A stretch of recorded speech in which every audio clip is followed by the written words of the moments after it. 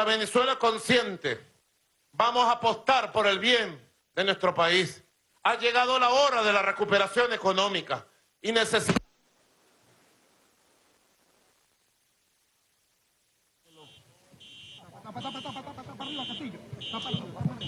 Vamos por la derecha.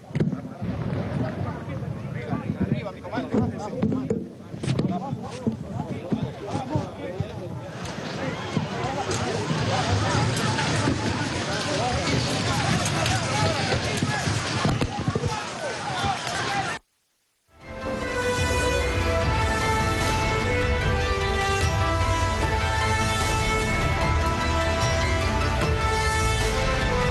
Cordial saludo para todo el pueblo de Venezuela. Bienvenidos a este programa especial donde estaremos presentando un documental, una crónica de un magnicidio frustrado, porque se cumple hoy, 4 de agosto de 2019, primer año de lo que fue el hecho violento más abominable de la política venezolana en toda su historia, utilizando la tecnología. Por primera vez en la historia política mundial se utilizan drones para atentar contra la vida de un dignatario, y de igual manera todos los hechos que acaecieron, momentos posteriores, y sobre todo lo que fue la planificación para acabar de manera violenta por un proceso democrático constitucional. Estaremos Madeleine García, compañera de Telesur, y también, como lo veíamos en pantalla, el vicecanciller para Comunicación Internacional, William Castillo. Madeleine, ¿cómo estás? Hola, te saludo. ¿Cómo estás? ¿Cómo están? Hola, madre.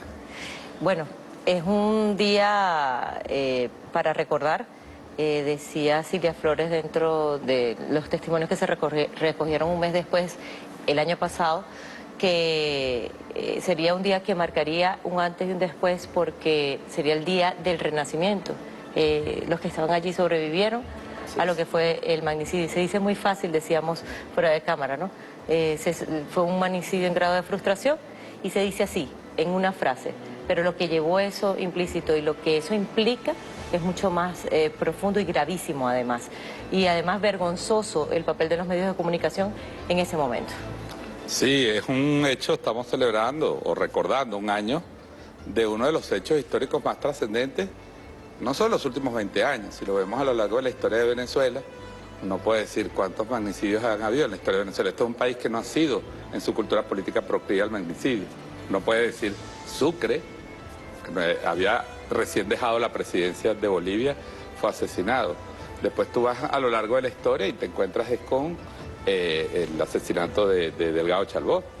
Era presidente de la Junta de Gobierno, un asesinato dirigido, organizado por Estados Unidos. Y luego el intento que hubo contra, también frustrado, contra Rómulo Betancourt. No vamos a meter a Chávez en esta historia, pero lo que quiero decir es, ¿qué hubiese pasado no solo si matan al presidente? Porque el objetivo era descabezar el Estado. Ahí estaba el ministro de la Defensa, ahí estaba la presidenta del Poder Electoral, ahí estaba el fiscal general de la República, ahí estaba la primera combatiente, ahí estaba el alto mando militar. Es decir, fue un atentado contra el Estado y su objetivo era descabezar el Estado, y por eso es muy importante que hoy se haga, a un año, con una mirada fría, se complete el trabajo que hicieron un conjunto de documentalistas, en ese momento, Marco Ortiz y otros, y hoy se complemente con unas visiones, con otros testimonios, con otros análisis, que yo creo que es muy interesante que podamos al país retraer este tema a la memoria. Importante, William, también porque en ese mismo contexto hay medios de comunicación que un año después todavía siguen banalizando, siguen justificando, siguen entrecomillando inclusive que fue un magnicidio frustrado, porque al parecer ello no existió. ¿Qué importancia, qué relieve se le da entonces a este documental? Ya lo decía Madeleine, es vergonzoso el rol de los medios en el momento, en el tratamiento, en la cobertura, y aún hoy tratando de invisibilizar y de ocultar ese hecho como si no hubiera sucedido. Bueno, William, 7 meses después, CNN logra entrevistar a uno de los operadores principales.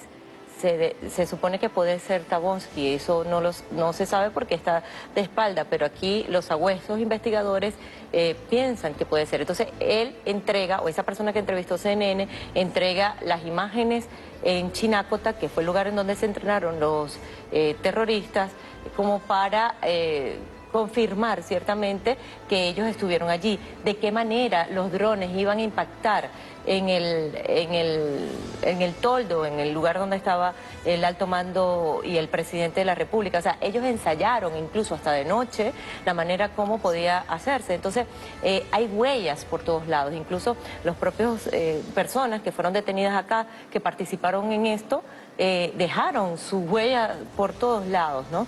Y es imposible no poder o zafarse de esa responsabilidad. Y que los medios de comunicación sigan insistiendo o sigan diciendo eso, ¿no? Pero lo peor no es eso, el fondo es que se construyó en el imaginario colectivo que el fin justifica los medios y que se lo merecía. Y que se lo merecía el alto gobierno, el alto mando militar y todos los que estaban allí, porque aquí hay una dictadura. Y un año más tarde, William, está latente todavía atentar contra la vida del presidente de la República. Sigue siendo una amenaza, una de las cartas que tanto ha mencionado Donald Trump en sus amenazas. Así es. Hoy se descubre golpe de Estado. Es decir, cuando se llama golpe de Estado es descabezar el Estado por varias vías. Y creo que sigue siendo entre las opciones del imperialismo para acabar con la revolución bolivariana, acabar con la vida del presidente, porque políticamente y electoralmente no han podido con él. Uno de los analistas decía que Donald Trump recientemente dijo que todas las opciones estaban sobre la mesa para el caso de Venezuela, pero esas opciones las han venido manejando desde hace tiempo y han ido destapando cada carta. Las cartas les han fallado y esta carta del magnicidio sigue latente. Es lo que incluso recogen los organismos de seguridad, los organismos de inteligencia, que fueron muy diligentes en ese momento en hacer seguimiento e hilación a cada uno de los casos. A los 10 minutos fueron detenidos los dos primeros en flagrancia y de allí se deshilachó todo lo demás, pero la investigación continuó e incluso todavía continúa durante todo este tiempo. El caso no está cerrado. Sí, el caso está abierto, claro. Todas personas que están huyendo todavía. Y antes de presentarlo, William, me gustaría también tu análisis desde el punto de vista del desarrollo de las investigaciones, como lo decía Madeleine, porque se ha dicho de oídos sordos Colombia, porque funcionarios colombianos estaban inmiscuidos en el plan. Estados Unidos tampoco ha extraditado a esos funcionarios que están complotados directamente en este plan. Mira, desde 1948 hasta hoy, en Colombia han sido asesinados 6 candidatos presidenciales. Es decir, tú puedes decir que fueron premagnicidios, que ahí están entre otros los Carlos Galán, Rodrigo Pardo. Es decir, han asesinado personas que podían... No es raro que todas las investigaciones, como dijo el presidente Maduro, apunten a Colombia. Todas las pruebas señalan a Colombia. Las entrevistas que los propios medios internacionales han hecho en Colombia. Los reconocimientos después de que había sido entrevistados por New York Times, por otros medios, y revelaron meses después que sí, que habían incluso varios grupos. Y es un método que actúa la CIA. Pone a varios grupos con el mismo objetivo, financiamiento independiente, no se conocen entre ellos para ver cuál les cumple la tarea. Yo creo que ese es muy interesante, de verdad, que invitemos a los usuarios de CRB a ver este documental. Nosotros vamos a comentar aquí un poquito lo que podamos agregar, porque creo que el documental por sí solo va a despejar muchas de estas cosas. Así es, son 54 minutos cargados de información, de detalles que de inmediato vamos a presentar para todos ustedes por acá por la pantalla de Venezolana de Televisión, de este expediente lamentable, gris, más cercano a asesinar a un presidente de la República que hemos tenido en nuestra historia republicana y cómo están implicados diferentes factores políticos, tanto nacionales como internacionales. Vamos a verlo.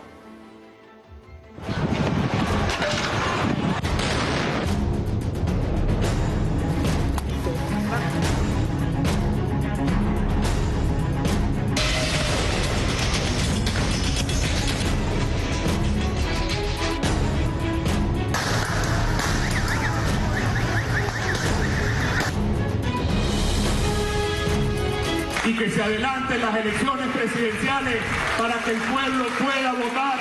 Este Maduro va para afuera, yo te lo digo.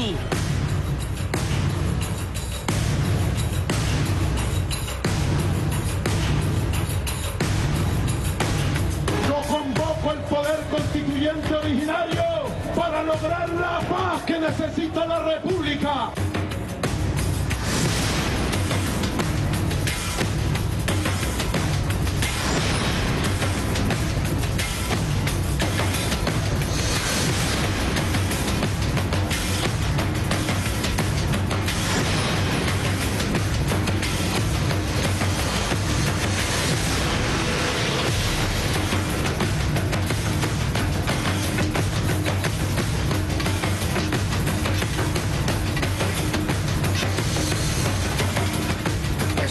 preguntárselo a los que no lo lograron. Nosotros vinimos con toda la voluntad política de encauzar el descontento de los venezolanos a través del ejercicio del sufragio.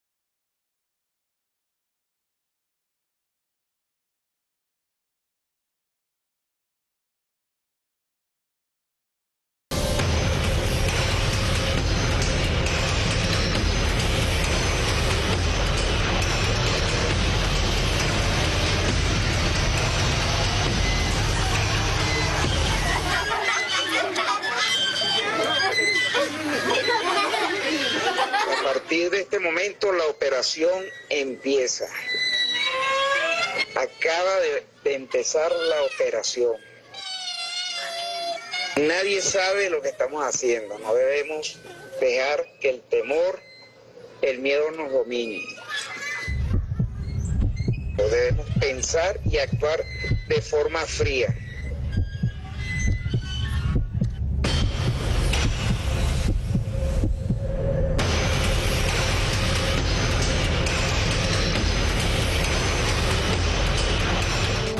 Hace un año estuvimos aquí, no lo sabíamos, abrazando la muerte, hace un año.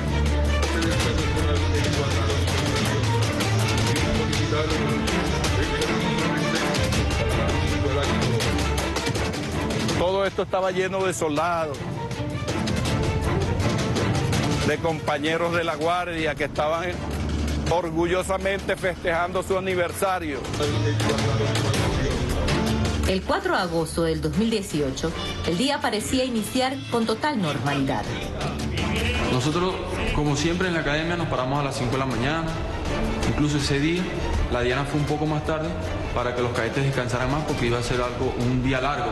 Nos levantamos, desayunamos y nos mandaban a nuestro dormitorio, a arreglar nuestro rojo, nuestro uniforme de gala.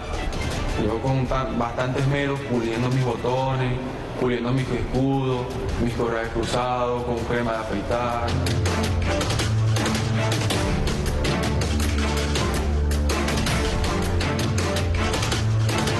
Yo iba a salir de permiso justamente, pues yo iba a salir de vacaciones. Entonces yo dije, bueno, es mi última guardia, me queda nada más asistir al acto y me iba de permiso, pues, porque tenía planeado ir esta semana a Puerto La Cruz, visitar a mi vieja que me viaje de Puerto La Cruz. Nosotros, bueno, temprano nos levantamos.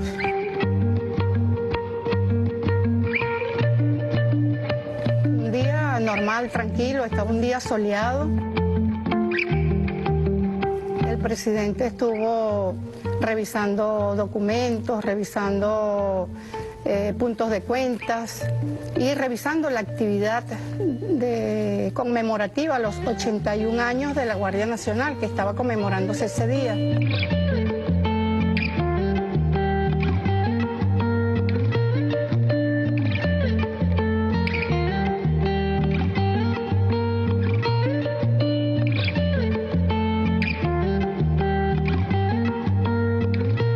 A las 11 de la mañana salimos a la avenida Bolívar como portaestandarte, banderín. Nos envían de a dos, en columna de a dos, para nuestro sitio de parada. Estábamos posicionados justo detrás de los estandartes. Bueno, yo estaba frente o casi diagonal a la tribuna presidencial. Llegamos juntos. Estaba el alto mando militar recibiendo al presidente, como siempre es el protocolo. Vi al presidente contento, llegó con una sonrisa, llegó con una actitud muy positiva.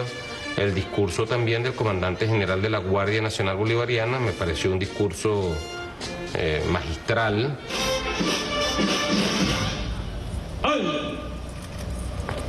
Chávez vive, la patria sigue. 18.400 guardias nacionales en representación de los soldados de la ley, hombres y mujeres cuya divisa es el honor y que hoy venimos orgullosos a rendir tributo a la patria.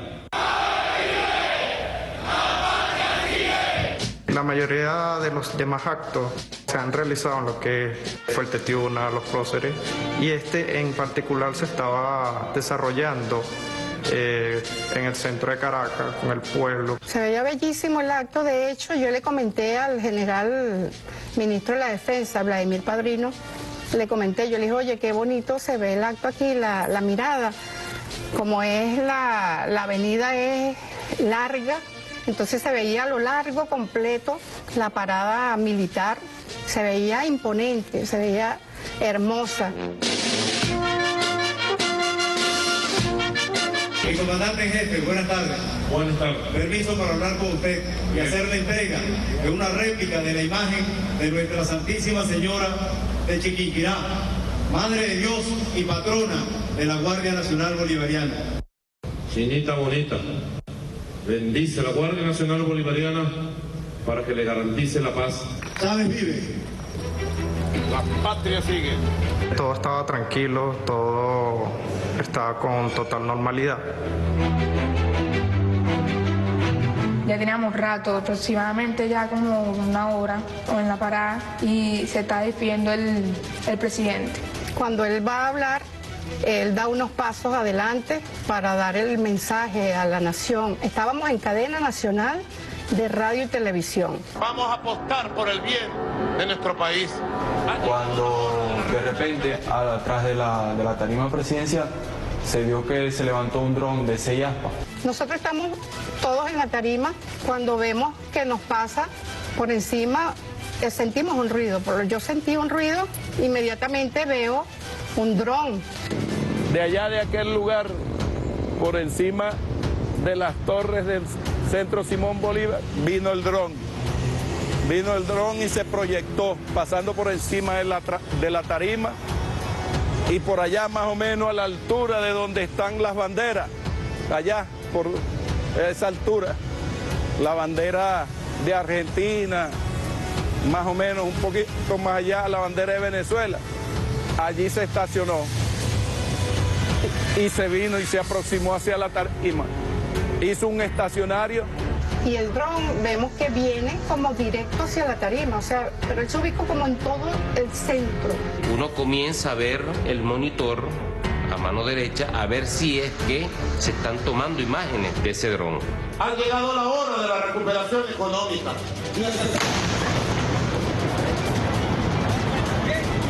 Hago este movimiento, me agacho, miro hacia donde estalló, veo hacia el presidente. Cuando estalla, de una vez tienen que sacar al presidente. A mí se me ocurre gritar ¡evacuación! Y se llevan al presidente. Todo era confuso. Nadie sabía lo que ocurría. La señal oficial fue sacada del aire.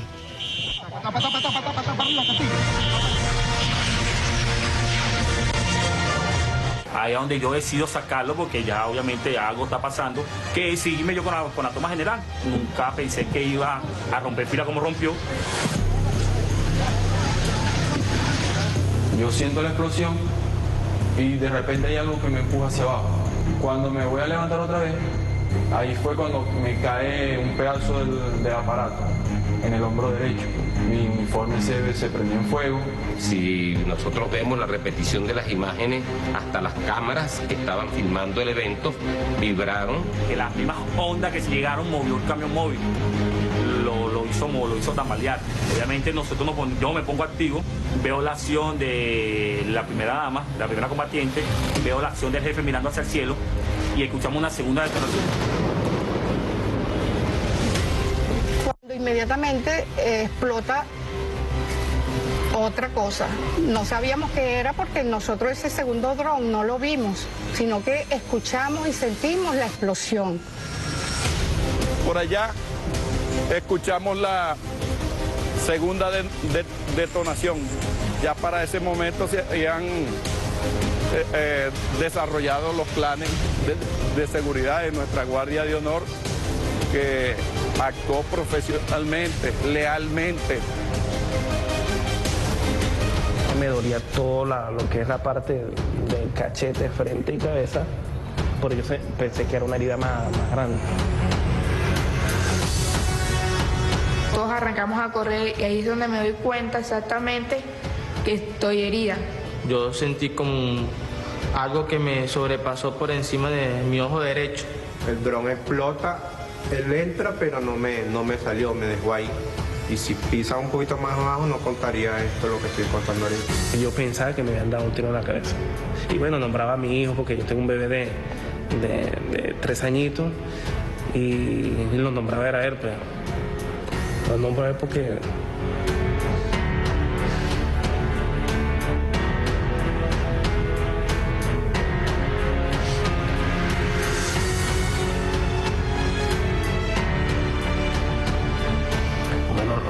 Lo nombraba él porque, como dije, yo estaba de guardia ese día y cuando fui a casa, él me dijo, papá, quédate.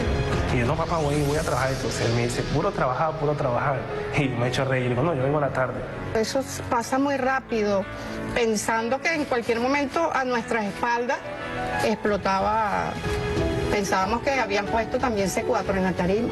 Pudimos sacar a nuestro comandante en jefe y todas las autoridades que allí estábamos. El alto mando militar pudo evacuarse a los embajadores, pudo evacuarse a todo el pueblo que estaba en la tarima, niños inclusive, niñas que estaban en la tarima.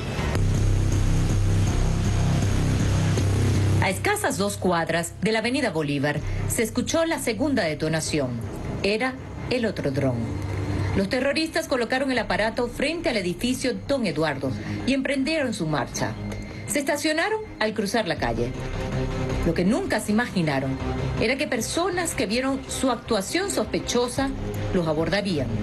En ese instante perdieron el control del dron y un medio internacional logra captar justo ese momento.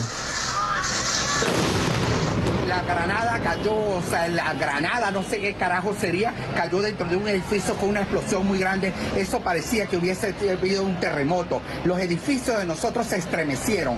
Dios mío, que salgan toda esa gente que están ahí, que no hayan muerto, Dios mío. Nos asomamos a ver qué era lo que había caído, pues, porque cayó algo muy fuerte, y nos damos cuenta de que es un dron. Corrimos, yo creo que no habíamos llegado a la planta baja del edificio y los vecinos que venían detrás de mí me empezaban a gritar y le decían a Raúl, se está quemando tu casa, se está quemando tu casa. Mi casa. Me quedé con la niña, no sabía si subir al apartamento, si correr a la calle. Y me asomo por la ventana, ya estaba saliendo llama del apartamento de mi vecino. Me dio como una crisis de nervio que lo que hice fue salir corriendo, pegué la manguera y en eso venía subiendo el dueño del apartamento al lado, mi vecino, y yo le digo, Raúl, se está quemando tu casa. Veía cómo se quemaba el apartamento. Llegaron los bomberos y había mucha gente, que la gente no colaboraba, no se quitaba del medio. Cada vez la llama era más fuerte y ya yo veía que la llama iba como para el apartamento de arriba y decía, Dios mío, ¿qué está pasando? No sabía de Raúl, no sabía si estaba dentro del apartamento, si estaba afuera. Uy, no, fue un momento horrible, de mucha angustia, Y mi hija gritaba muy duro. María tiene 4 años, como yo le explicaba a María lo que pasaba. Entonces la calmé, mami, cálmate. ¿Pero por qué se quema mi casita? Y le decía, no, quédate tranquila, no se quema. ¿Dónde está papá?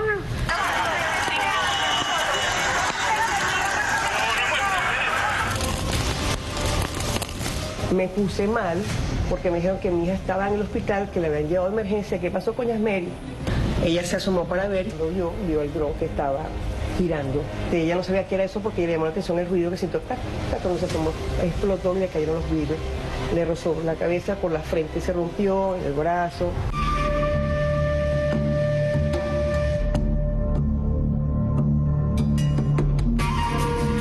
Exactamente a las 5:41 de la tarde se escucharon unas detonaciones que las averiguaciones ya establecen con claridad que correspondían a artefactos voladores de tipo dron, varios artefactos voladores que contenían una carga explosiva. Todo el trabajo que se ha hecho inmediatamente después ha permitido establecer ya con evidencia que se trata de un atentado en contra de la figura del presidente constitucional de la República Bolivariana de Venezuela, Nicolás Maduro Moros, que para tranquilidad de todas y de todos ha resultado completamente ileso. Revelado el plan, a 4 horas del magnicidio frustrado, el presidente Nicolás Maduro se dirige a la nación. Fue su primera aparición luego del atentado. A mí me protege Dios. Sí, me protege Dios, pero aquí en la tierra me protege el pueblo y la Fuerza Armada Nacional Bolivariana. Por eso estoy de pie, victorioso, listo para seguir las batallas y combates que me toque por siempre. Para el momento, ya se habían hecho las primeras detenciones. Y es que los 2 terroristas responsables del segundo dron, cerca del edificio Don Eduardo, fueron detenidos en flagrancia a tan solo 10 minutos de haber ocurrido el hecho. Esto permitió a todos los organismos de seguridad hilar rápidamente la historia, desarrollar las actuaciones, descubrir cada detalle y seguirle la pista en tiempo récord y casi en tiempo real a los implicados. Nosotros ordenamos al comandante de la Policía Nacional Bolivariana y a todos los órganos de seguridad se activaron 80 puntos de control, que es un plan especial que tenemos para asegurar la ciudad. Y es cuando, alrededor de unos 10 minutos, nos informan que habían detenido a 2 personas sospechosas y efectivamente eran 2 personas que estaban manipulando el dron desde una camioneta negra. El país conoció los rostros de los primeros detenidos, nada más y nada menos que el jefe de la operación Fénix David contra Goliat, sargento mayor de primera Juan Carlos Monasterios Vanegas, alias Bones, y el piloto del segundo dron, Argenis Gabriel Valera Ruiz, alias Ingeniero. Las cámaras de seguridad de la empresa de alquiler de carros captaron a ambos un día antes, buscando los 2 vehículos utilizados en el intento de magnicidio. La camioneta Jeep azul, donde escapó el grupo que explotó el dron cerca de la tarima presidencial, y la Chevrolet negra, donde fueron capturados los 2 primeros terroristas. Estaban acompañados del resto de los integrantes. Allí se observa a alias Poeta, el piloto de la aeronave no tripulada que fue detonada en la avenida Bolívar y huyó en esa camioneta azul. A alias El Porto y Zamurito. A Gilbert Escalona, explosivista, quien aún está prófugo de la justicia. Es una evidencia importante en el rompecabezas del caso del magnicidio frustrado, recabada por los organismos de inteligencia. También la grabación de un restaurante de la ciudad, donde cenaron y se reunieron el 1 de agosto, 3 días antes del atentado, con la mujer encargada de la logística y financiamiento, alias Génesis. Al momento de la detención, se recogieron las primeras grandes evidencias: el control del segundo dron, la tablet y los teléfonos. Así fue como los expertos rescataron las conversaciones que mantuvieron los terroristas antes y durante la operación del magnicidio, por donde recibieron las instrucciones dirigidos desde Miami. Era un grupo chat de Telegram. Aló, buenos días. Por favor, responder todo para hacer pruebas. Buenos días. Por aquí, Bones y novedad. Estaba ocupada, pero ya estoy aquí reportándole. Bueno, señores, a partir de este momento la operación empieza. Acaba de empezar la operación. Desplegada la torta y cámara calibrada. Cuando ya esté todo eso listo, montan los 2 cables, el amarillo con amarillo y rojo con rojo. Ya el dron tiene que estar ya casi que elevado, ustedes sosteniéndolo para llevarse. Tengamos el canal libre.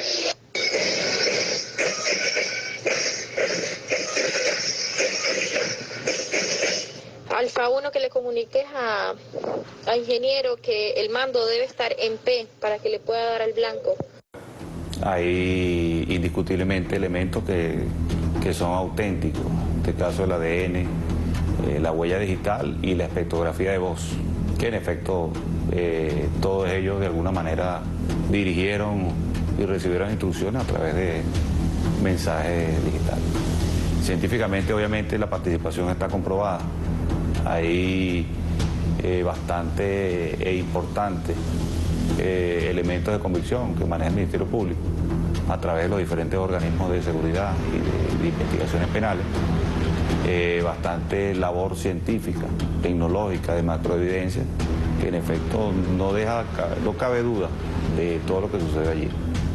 El dron utilizado para el atentado fue el poderoso DJI M600, cargado con 1 kilo de explosivo C4 y operado a través de tabletas capaces de dirigir al aparato con gran precisión por los cielos. Cargados con metralla, cada dron tiene un objetivo específico. Había un grupo alfa que cargaba otro dron.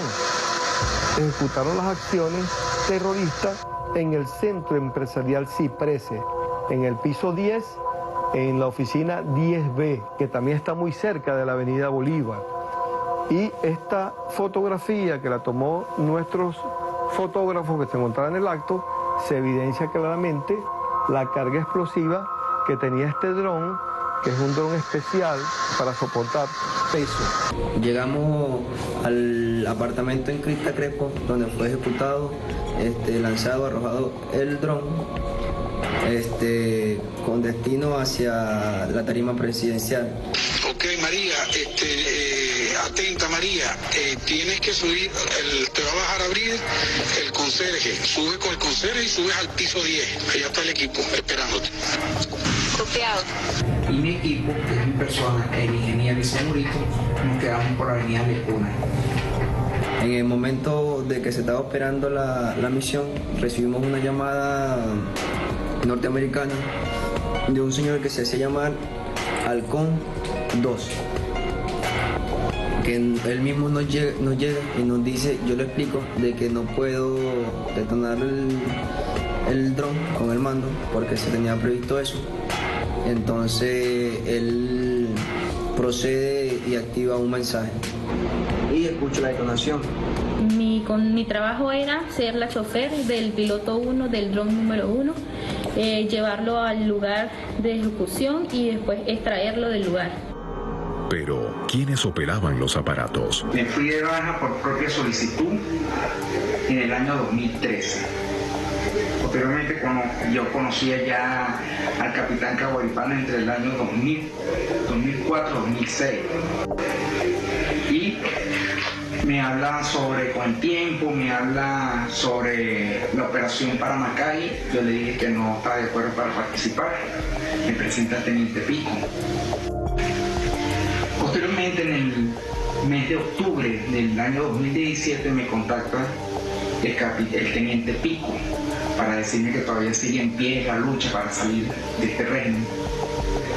Y me dice que si podía dar instrucciones de vuelo de dron. En febrero me dirijo directamente para Colombia, paso con mi camión fronterizo normal sin ningún problema, y estando allá en San Antonio me recibe el teniente Pico, ahí en Cúcuta. Vamos para el campamento, me muestro a los muchachos, me dice más o menos cómo es la cuestión, la operación, que era un atentado contra el presidente, y ahí me pone en contacto directo con Metaboski.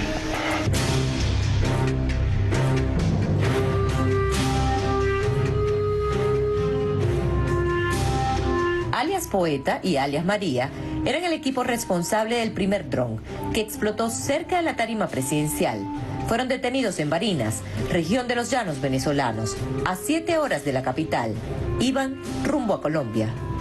Bueno, a partir de ocurrido el hecho, en la misma tarde, dado la prioridad que le dieron las autoridades presentes en la ciudad de Caracas, se generó un compás de evidencia desde el punto de vista digital, las cuales fueron procesadas con el Ministerio Público y permitieron el trabajo en paralelo en otros estados del país, lográndose en horas de la madrugada la captura de 2 personas que están directamente vinculadas a las maniobras en el dron, que participa y que acciona cerca de la tarima presidencial. Luego procedo abajo, hacia el vehículo, donde nos a dirigir hacia hasta Valencia, y decidimos dejar el vehículo y ir a agarrar un taxi que nos llevara hacia Barinas. De Barinas íbamos a proceder a agarrar hacia San Cristóbal, San Antonio, para pasar la frontera, donde nos iban a arrestar a unas personas cuyo nombre y sobrenombre no conozco, porque nos lo iban a decir cuando estuviéramos allá. Me iban a llevar hacia un aeropuerto, o no sé, un aeropuerto privado, y me iban a sacar una avioneta privada hacia Chile. Mi nombre es Janine Fabiana Pernilla Coronel, número de cédula 24194-508, perteneciente a la operación Ave Fénix David contra Goliat, que era derrocar al presidente Nicolás Maduro. Ellos en ese momento estaban muy estresados, indicaban de manera abierta haber tenido 3 días sin descansar, sin dormir, bajo la presión de lo que se enfrentaría a un hecho de esa connotación nacional e internacional. Ellos también tenían miedo de que luego ocurrido pudiera pasar algo con su vida, con respecto con la misma organización que los había captado para ejecutar el atentado. Se comprueba a través de todo el vaciado de contenido de los teléfonos, así como fotografías tomadas en algunos lugares. Y las tarjetas de memoria evidencian que el hecho también tenía un primer acto preparatorio para ejecutarse el día 5 de julio, lo cual no se concretó, pero ciertamente ocurre el día 4 de agosto. Empezamos a estudiar lo que fueron los mapas de Caracas, las rutas de escape, las fechas. La misión está pautada para el 4, unas fechas atrás, un mes. Pero resulta ser que los drones pasaron por avión. Nosotros tuvimos aquí un tiempo. Quedo 1 o 2 días ahí viendo cómo es la seguridad en los próceres. Doy novedades a Taboski. Duramos prácticamente una semana aquí, mientras estudiábamos lo que era la parte, pues el desfile iba a ser prácticamente en lo que era en la avenida de los próceres. Estudiamos los próceres a fondo, la seguridad, la distancia, las antenas. Nos enteramos que los drones nos habían retenido y nos regresaron. Otra vez para el campamento. Ahí se cuadra para pasar los drones un señor que es pelón, que es el encargado de pasarlo para Venezuela. No sé cómo lo pasó. La idea era pasarlo hasta Venezuela ir vía aérea hasta el aeropuerto Caracas. Yo pasé por la vía terrestre y llegamos aquí el 3 de julio, esperando los drones, y los drones debieron haber llegado el día 4, pero hubo problemas en el aeropuerto y lo regresaron. Posteriormente se aplazó esa operación para el 4 de agosto. Ciertamente, cuando vaciaron los teléfonos de los detenidos, se consiguieron fotos del despliegue de los terroristas en los próceres, en el desfile cívico-militar del 5 de julio, Día de la Independencia de Venezuela, la primera fecha prevista para el magnicidio. Marcaban sitios estratégicos y repasaban escenarios para el atentado, que fue pospuesto un mes después. No sabían si sería en los próceres o en la avenida Bolívar, pero ya los drones estaban listos. El 29 de julio ya estamos de regreso con los drones desarmados, que los pasamos y llevarlos hasta Barquisimeto. Y ahí posteriormente hicieron unas pruebas en una casa. A Barquisimeto, en una casa de un familiar de uno de los explosivistas, anda como pastor y latino, y ellos me explican que ellos son los explosivistas. Ellos me explican que el dron lleva C4, 1 kilo, y lleva lo que son perdigones de plomo, pequeños y grandes. Hay una disyuntiva que parecía que se iba a celebrar en los próceres, en el patio de la academia o en la avenida Bolívar. Hasta el día viernes, como a las 10 de la noche, que vamos a Taboski y confirman que es en la avenida Bolívar. Los terroristas estaban divididos en 2 grupos. Fueron extraídas la tableta, la georreferenciación y el anclaje, la ubicación geográfica, corresponde a la esquina de Curamichat. Cada grupo de dron tenía un operador, un asistente, un explosivista y un equipo de fuga.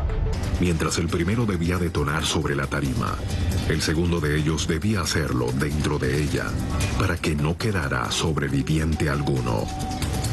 El presidente, el alto mando militar y político, y todos los presentes fallecerían de manera inmediata.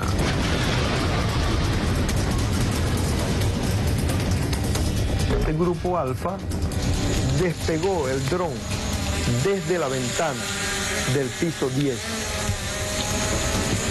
Este dron pasó por encima de la tarima y es el que detona frente a la tarima. También había un grupo Bravo que se capturaron estos dos primeros, que fueron las dos primeras detenciones. Estas dos personas estaban tripulando el segundo dron que se encontraba en la esquina de Curamichate, aquí, en esta camioneta. Al revisar la camioneta, los cuerpos de seguridad consiguieron una tableta, que era donde estaban operando el dron. Cuando los expertos analizan la tableta, se dan cuenta que aparece un anclaje en la República de Colombia.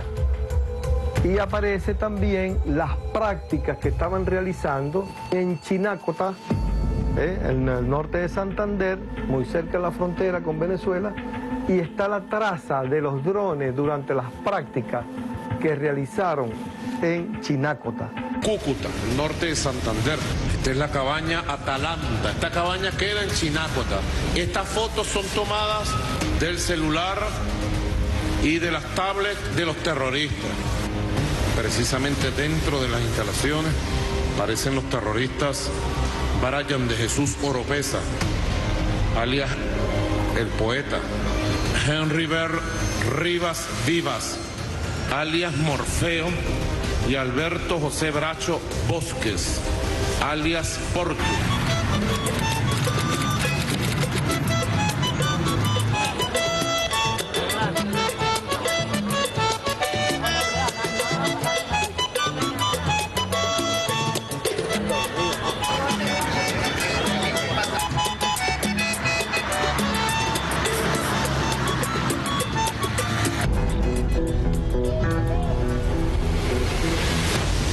En Chinácota, sus habitantes están dedicados a las labores del campo. Son campesinos buenos, trabajadores, que se cultiva diversos productos.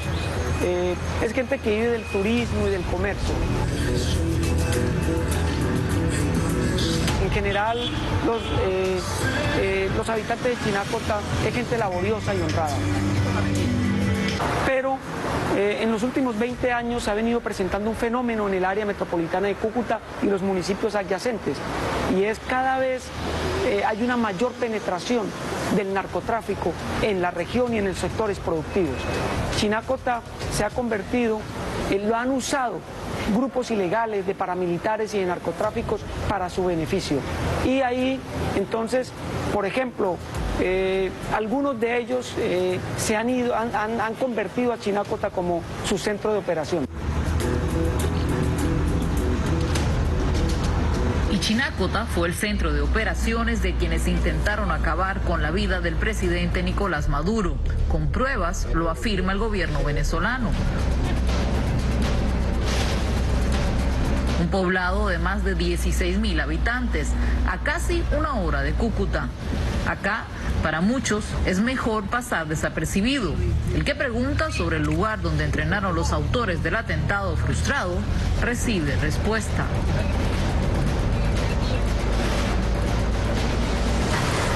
Pero lo amenazaron. No, pero usted no le está perdiendo nada ahí.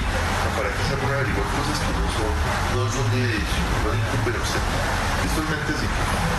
¿No le dio miedo? ¿Una amenaza? Claro, no le dio miedo. Señor, usted no se meta en eso. Lo previno. Usted estuvo aquí por averiguar cosas que usted no le está preguntando.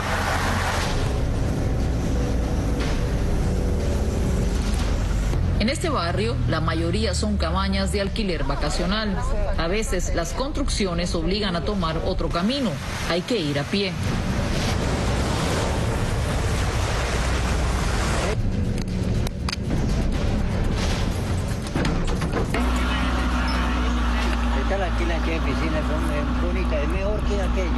Sí. Es común que el que cuida la vivienda la muestra a posibles ocupantes para tratar de rentarla, sin muchas preguntas. Residencias de descanso, aunque de una de estas casas se logra ver desde arriba la piscina donde se grabaron los mismos delincuentes probando los drones que utilizaron en el atentado, ahora alquilada por otros inquilinos. Constatamos que la finca existe.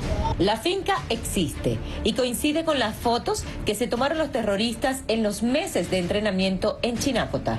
Se observan a los pilotos que manejaron los drones, a los explosivistas, al último detenido, Henrybert Rivas alias Morfeo, y otros integrantes de la operación de magnicidio. Pasé en el campamento prácticamente como 6-5 meses. Hicimos cursos prácticamente como de inteligencia. Siempre salíamos a estudiar a la persona, cómo mezclarse, cómo copiarse a la persona. Practicamos mucho lo que fue el manejo de los drones. ¿Por qué no se ha investigado lo que denuncia el presidente Nicolás Maduro justamente en ese lugar? Que ahí está la finca, que ahí, ¿por qué no se ha investigado? No se ha investigado ni se va a investigar. Todo lo que relaciona a esos sectores que están ligados, muchos de ellos, a la criminalidad, al paramilitarismo, al narcotráfico o a las redes de corrupción, no se toca ni se investiga. Porque aquí hay un bloque hegemónico, dominante, que controla el departamento, que controla la economía, que controla la política y que controla y que tiene unas estrechas relaciones con la ilegalidad. Estos grupos paramilitares se entrenan para desarrollar acciones de paramilitarismo en territorio venezolano. Lo que huela a Venezuela, todo lo que se señale desde el gobierno venezolano, aquí es objeto de burla. Pero es objeto de burla porque ellos saben en el fondo que no van a investigar. Mi asesinato político, mi asesinato físico se decidió en el Palacio de Nariño de Bogotá. No tengo ninguna duda de eso. Fue el expresidente Juan Manuel Santos quien dio la orden de preparar la acción terrorista para mi asesinato. Y lo hizo a través... Él es el señor Julio Borges, quien recibe la orden, los recursos, la logística, el apoyo y el plan. Es quien asume la responsabilidad ante la historia de asesinar al presidente Nicolás Maduro. Una vez que estamos en frontera, nos recibe el jefe de Migración Colombia, la semana pasada, sin carnet, sin nada. Él sabía lo que era el movimiento y ya sabía lo que era la operación. Nosotros nos definimos el campamento, empezamos en lo que fue desarmar los drones. Uno de los funcionarios de Migración del Norte de Santander recibía órdenes directas de la Presidencia de la República de Colombia para facilitar el paso de los terroristas que se entrenaron en Chinácota. Hoy de junio regreso a Colombia, pero tengo problemas con la documentación, me quitan el carnet fronterizo.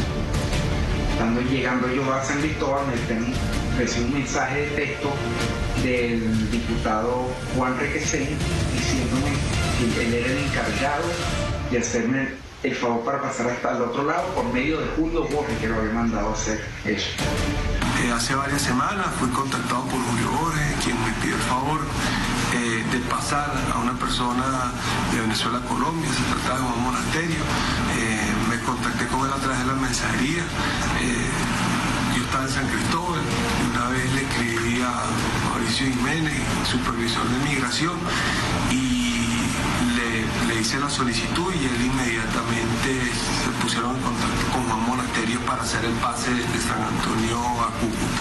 Me encontraba en San Cristóbal, nunca tuve contacto físico con Juan Monasterio. Yo lo hice a través de la mensajería, lo solicitaba. Todas las evidencias desde el punto de vista de inteligencia vinculan a estos exdiputados por homicidio intencional. No hay en la historia de Venezuela un político más cobarde que Julio Borges. Le da órdenes a Juan Requesén, pero él se encuentra en Bogotá, amparado por el extinto gobierno de Juan Manuel Santos. Él logró que alias Bond, que es el jefe operativo del magnicidio en grado de frustración, entrara a Venezuela, pero él se quedó en Bogotá planificó el asesinato de miles de personas. Hubieran sido miles los muertos. Según las investigaciones, Julio Borges es una de las piezas claves en el magnicidio frustrado contra el presidente Nicolás Maduro, pero también en otras acciones de desestabilización. Luego de la muerte del comandante Hugo Chávez en el 2013, inició con mucho más fuerza un movimiento contra la revolución bolivariana. Comenzó a reclutar funcionarios y oficiales en puestos claves. Uno de ellos, el teniente coronel Ovidio Carrasco, quien para el 4 de agosto era el director de comunicaciones de la Guardia de Honor Presidencial, encargado nada más y nada menos que de todas las comunicaciones del presidente Nicolás Maduro, sus ministros y círculo más cercano.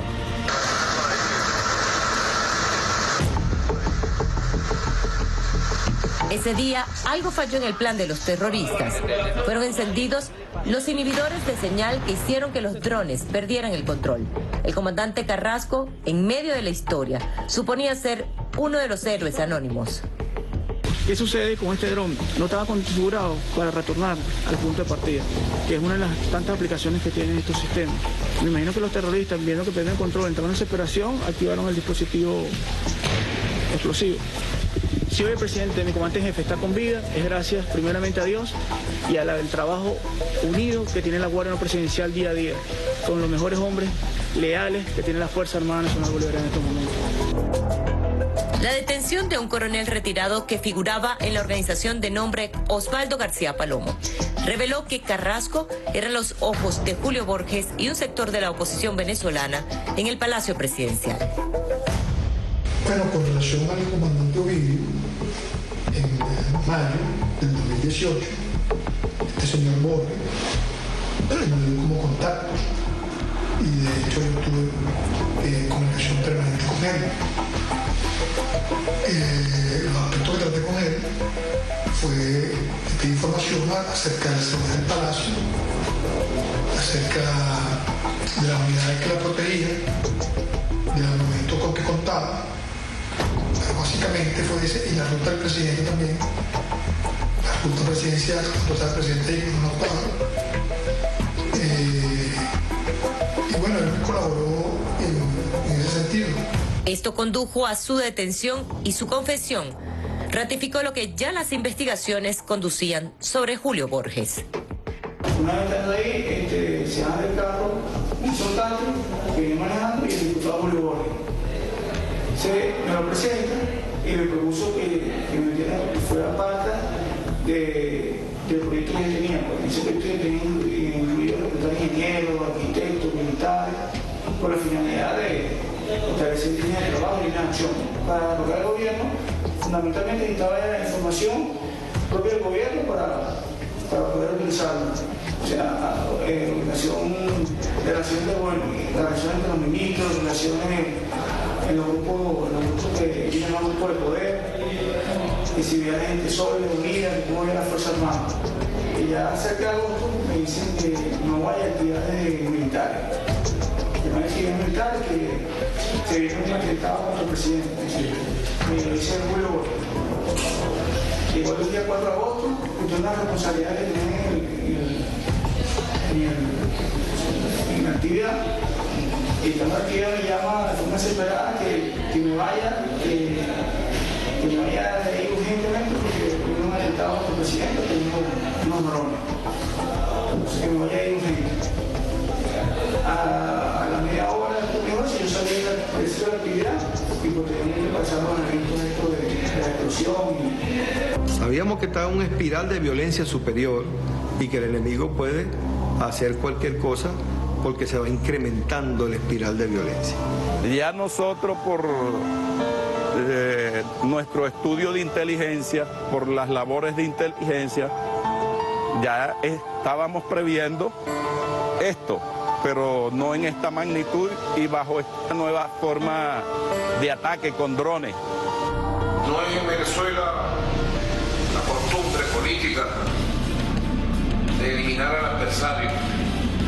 ¿Cómo se puede llamar en la lucha política por el poder a quien intenta asesinar a su oponente, colocándole una bomba o asesinándolo de diversas maneras? ¿Cómo se puede llamar eso? Lucha política, lucha democrática, lucha pacífica. La única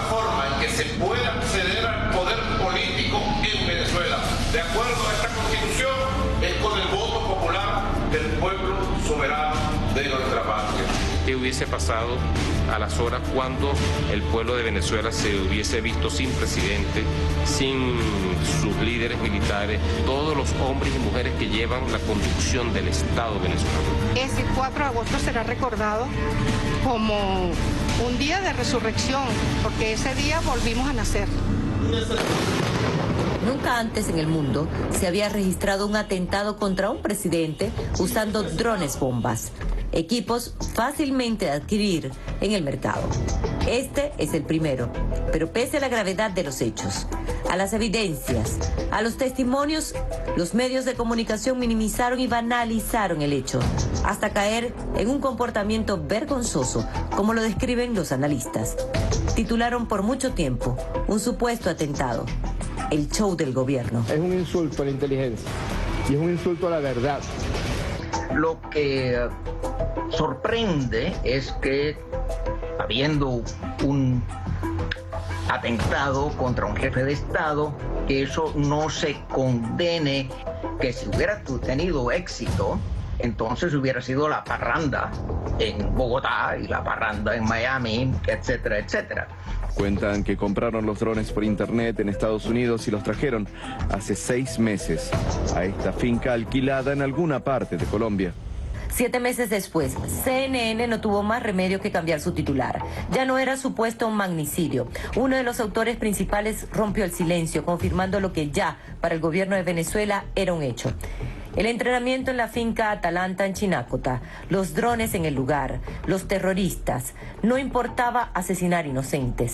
Es decir, el fin justificaba los medios. Hasta lo practicaron de noche por si esa era la oportunidad de atacar. No les preocupaba que podían matar a gente inocente al volar un dron con tantos explosivos directamente sobre el público. Ese fue el riesgo que tuvimos que asumir. La agresión ha llegado hasta el extremo, hasta de justificar el magnicidio. Aquí nadie está chupándose el dedo y pensando que Maduro va a salir por las buenas, por Dios. Dijeron, el sábado vamos a matar a Maduro con drones. Hemos probado los drones en Caracas, funcionan, y yo les dije, hágale. Si esto ocurre, usted no nos va a condenar, no nos va a decir que somos terroristas. Por favor, le dije, ustedes no me conocen. ¿Quieren que yo les compre un dron más? Avisen. Francamente estaba incitando a un nuevo atentado. Es decir, este atentado no tuvo éxito, pues vamos a ver si el próximo tendrá éxito. Asesinar a Maduro, un tema que tienen pendiente, desde luego tienen en agenda, porque son conscientes del apoyo popular que tiene Maduro y creen que matando al líder se puede encargar el proceso revolucionario. Confiamos en que esto no lo consigan nunca, por supuesto, pero es que aunque lo consiguieran, el proceso revolucionario es irreversible, no hay marcha atrás. Los que estuvieron en el plan de asesinar al presidente Nicolás Maduro eran reincidentes. Líderes de células que participaron en las acciones violentas de las guarimbas del año 2014 y 2017. Forman parte de la llamada resistencia. Existe en el mundo maquiavélico la expresión calumniare audacter semper aliquid heret. Eso viene de Plutarco. Eso significa que vale la pena calumniar con audacia, porque siempre algo se va a quedar.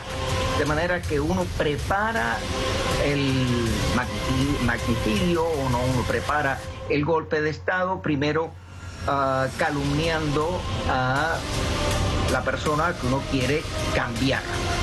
De manera que ese tipo de, digamos, acusación sin prueba crea un ambiente que es, bueno, conduce a que el pueblo acepte un golpe de Estado. Eso lo mismo se hizo contra Salvador Allende en su momento. Es que ellos no han terminado. Ellos no han terminado de ejecutar los planes y las órdenes que le dieron. Las órdenes de ellos no tienen nada que ver con convivir políticamente, no tienen nada que ver con elecciones, no tienen nada que ver con que haya una participación política. Ellos quieren, lo han dicho, exterminar al chavismo. exterminar lo que ellos llaman la plaga del chavismo. No van a poder. Y aquí han inoculado el germen del odio. Aquí hay gente que realmente se cree que Maduro es un usurpador, que ha llegado aquí porque la gente se ha equivocado, porque lo han engañado, porque no sé cuánto. Y que tienen el objetivo divino de matar al usurpador. En nuestro país ha llegado la hora de la recuperación económica. El intento de magnicidio fue una carta más sobre la mesa que falló. Aquel 4 de agosto de 2018 no pudieron asesinar al presidente Nicolás Maduro y esto desencadenó en una serie de eventos. A tan solo 5 meses de ese hecho, en enero de 2019, se autoproclamó Juan Guaidó como supuesto presidente interino. No había transcurrido un mes y el 23 de febrero intentaron invadir Venezuela por Colombia con la excusa de la supuesta ayuda humanitaria.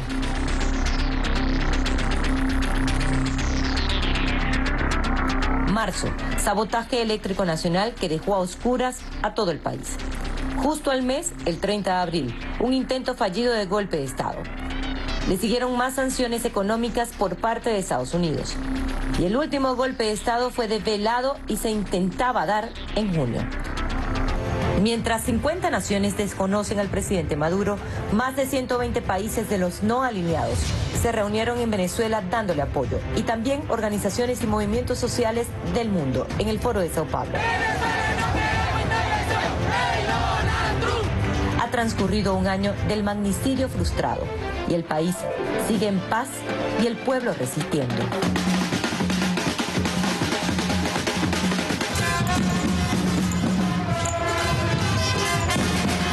Venezuela quiere paz y tiene paz. Por amor a la patria. Venezuela fuera otra ahorita, pero no iba a caer la revolución jamás, porque Chávez lo dijo. No somos prescindibles, todos somos prescindibles, porque estamos luchando. Cae uno, se levantan 1000.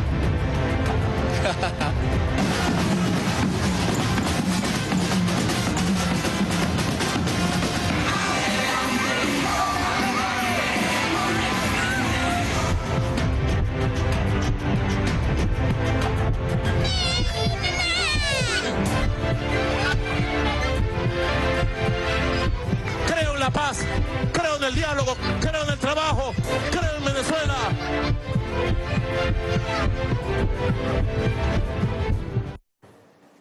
Excelente trabajo documental, exactamente a un año de aquel fatídico momento que pudo generar, como lo habíamos comentado al principio, William Madeleine, una guerra civil, donde estaríamos de haberse concretado los planes terroristas que se estaban fraguando en Estados Unidos y de Colombia.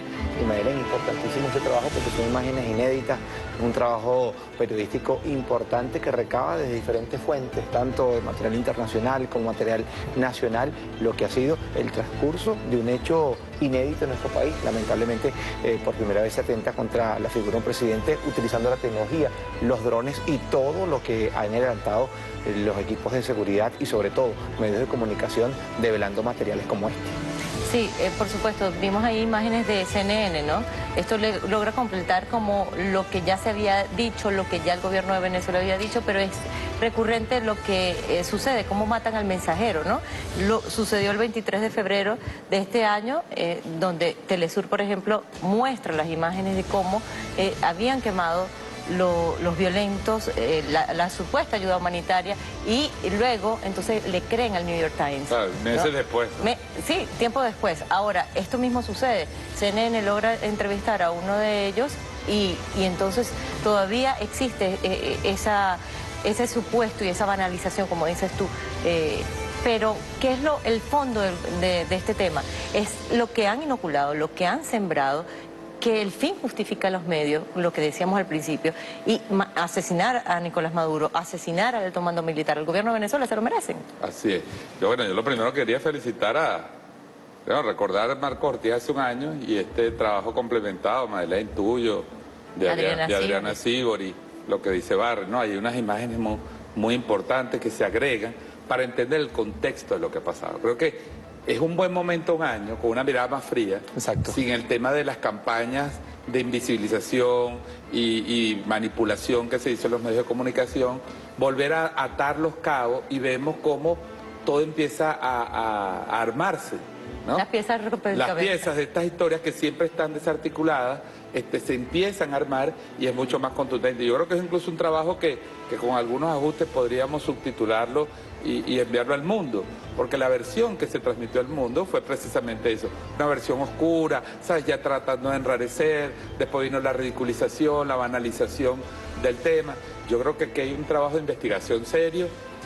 Creo que hay que profundizar, que hay que reivindicar, perdón, Madeleine, el tema de que la historia tiene que estar viva para nosotros los venezolanos y venezolanas. No podemos dejar que nos apaguen la memoria con estos hechos tan graves, tan perversos, tan crueles que organiza la derecha con apoyo, en este caso abierto, claro, de Colombia y por supuesto de Estados Unidos. Y lo que decíamos antes o durante la transmisión del documental, el hecho de que la simbología haya estado presente, fue en un acto militar, lo planificaron para el 5 de julio, no se pudo dar en ese momento porque no entraron los drones, lo planificaron un mes después, para el 4, en un acto militar. Entonces todo estaba puesto como... es eso, el mensaje a los militares, el mensaje de que el gobierno no existe, de que el atentado contra la democracia en sí mismo, y después de eso, ¿qué iba a pasar? ¿Quién se iba a montar? ¿Qué había detrás de todo eso? ¿Qué hubiese sucedido? Porque paralelamente se están manejando varias cosas. Si falla esto, empezamos con esto. Fíjate, el último fue un golpe de Estado que se reveló y que iba a ejecutarse apenas en junio, ¿no? Bien importante también, William y Madeleine, decir lo que ocurrió, porque esta explosión se da en una transmisión conjunta de radio y televisión en cadena nacional, y la última imagen que sale en cadena nacional son los militares rompiendo la formación, que después fue ridiculizada por algunos voceros, pero el pueblo se mantuvo en paz. Fueron desde ese momento 5:40 hasta las 8 de la noche, la primera locución del ministro de Comunicación e Información, bueno, 6 de la tarde, posteriormente el presidente, pero en ese vacío de información se mantuvo una tensa calma, que habla muy bien de la conciencia que tiene nuestro pueblo, ¿no, William? Sí, eso es muy importante, como siempre, y como ha venido siendo el fortalecimiento de la conciencia del pueblo frente a la agresión. Sucedió también el 30 de abril, sucedió también a pesar de la violencia inducida el 23 de febrero en la frontera, o sea, hubo actos de violencia muy fuertes, y bueno, una parte de nuestro pueblo participó activamente en la defensa de la frontera, pero el pueblo estuvo en general en paz. Pero yo quiero rescatar de esta investigación su carácter de demostración de que el plan que está urdido para acabar con la República Bolivariana de Venezuela, para acabar con el proceso, no es un plan democrático, es un plan criminal. Se puede matar al presidente, se puede dar un golpe de Estado, como dice Madeleine, todo vale. El fin justifica los medios. Todas las cartas están sobre la mesa.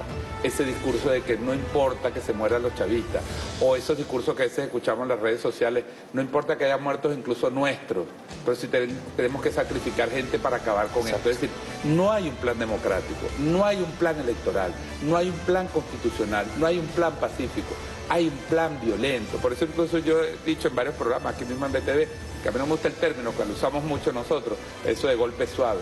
No existe golpe suave. Todo golpe es violento, todo plan de conspiración implica el sacrificio de venezolanos y venezolanas, de la oposición, o neutrales, o independientes, o del chavismo. Y yo creo que eso es muy importante, que tenemos que ser, en el momento que estamos en un diálogo, y es necesario un diálogo, reconocer que aquí la derecha no ha descartado las opciones violentas para acabar con la revolución bolivariana. Y rescató algo que también recogí de Amaury Chamorro, un analista internacional, que él decía, fue una apuesta cinematográfica. O sea, todo estaba puesto, como dice Harry también, para que se transmitiera en vivo en ese momento lo que iba a ocurrir. Es decir, es más maquiavélico todavía. Perdóname, recuerdo algo exactamente, porque eso se discutió mucho esos días, Barry, lo que tú lo decías. La puesta en escena iba a ser la primera transmisión en vivo de la muerte de un presidente y de un Estado completo. O sea, si eso se lograba, por eso a mí me llamó mucho la atención, tú me has aclarado un poco con el tema de la presencia de Telemundo, pero era muy sospechoso que un canal que no transmitía los actos presidenciales estuviera ese día transmitiendo.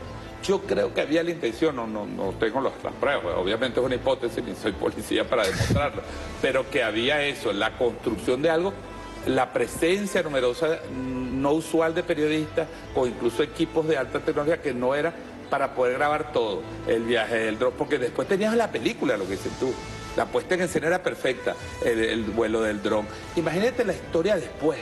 además de la violencia y la matazón que va a haber, o sea, la guerra civil, el caos, la invasión humanitaria o la intervención humanitaria para evitar que los venezolanos se sigan matando, es decir, todo lo que se podía derivar ahí, pero incluso iba a haber esa historia, los jóvenes que mataron a Maduro, los tecnólogos, claro, los jóvenes, la juventud, es decir, hay toda una cantidad de elementos que le dan esto un carácter gravísimo.